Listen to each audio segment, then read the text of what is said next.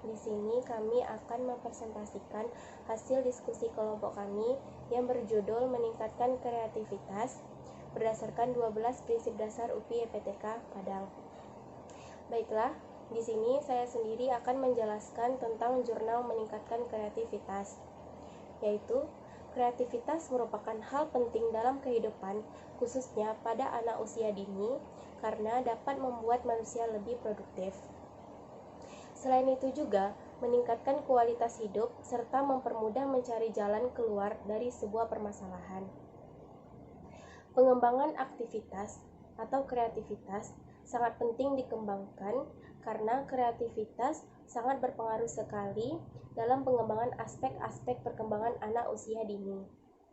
Apabila kreativitas anak tidak dikembangkan sejak dini, maka kemampuan kecerdasan perkembangan anak usia dini dalam berpikir anak tidak berkembang karena untuk menciptakan suatu produk dan bakat kreativitas yang tinggi diperlukan kecerdasan yang cukup tinggi pula.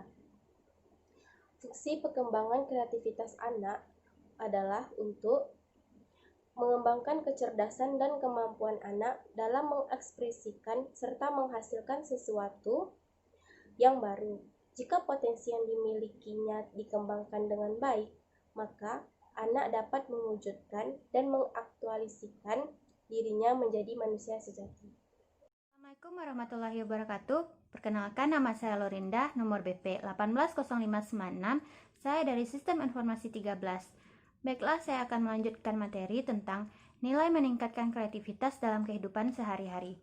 Yang pertama yaitu adanya kemampuan untuk melahirkan sesuatu yang baru berupa pikiran maupun karya nyata dalam mengerjakan persoalan hidup bagi seorang yang kreativitas.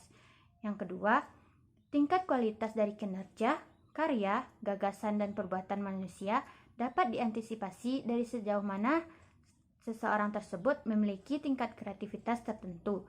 Yang ketiga, suatu karya kreativitas sebagai hasil kreativitas seseorang dapat menimbulkan kepuasan pribadi yang tak terhingga nilainya, karena kreativitas penting untuk mengembangkan semua bakat dan kemampuan individu dalam mengembangkan prestasi hidupnya.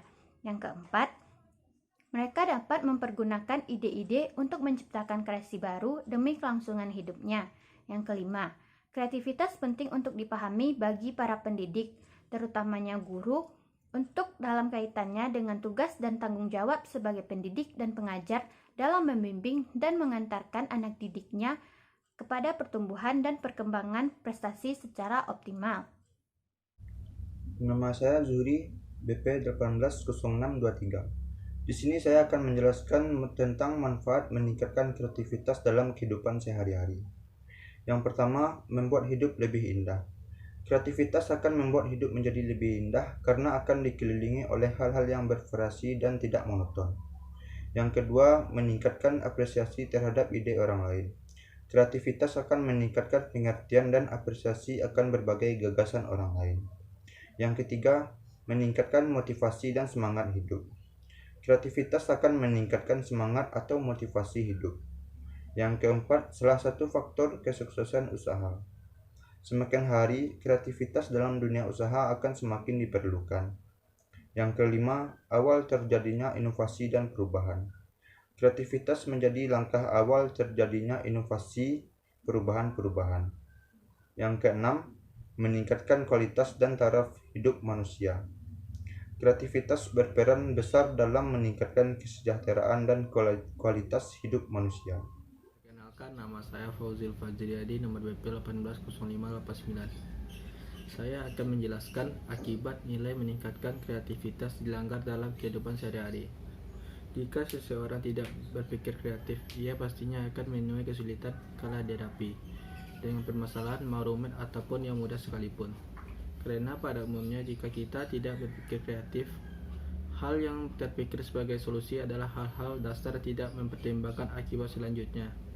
Jika kita dapat berpikir kreatif, pastinya kita dapat mengidentifikasi masalah dari paling dasar sehingga mempertimbangkan kemungkinan yang akan terjadi, hingga masalah terselesaikan dari akar sampai pengakhiran. Berikut 4 hal yang menghambat kreativitas akibat dilanggar. 1. Tidak jelas arah tujuan. 2. Takut kegagalan. 3. Takut dikritik. 4. Berpikir pasif.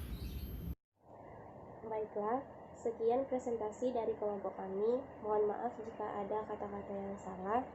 Kami ucapkan terima kasih. Wabillahi taufiq wal hidayah. Wassalamualaikum warahmatullahi wabarakatuh.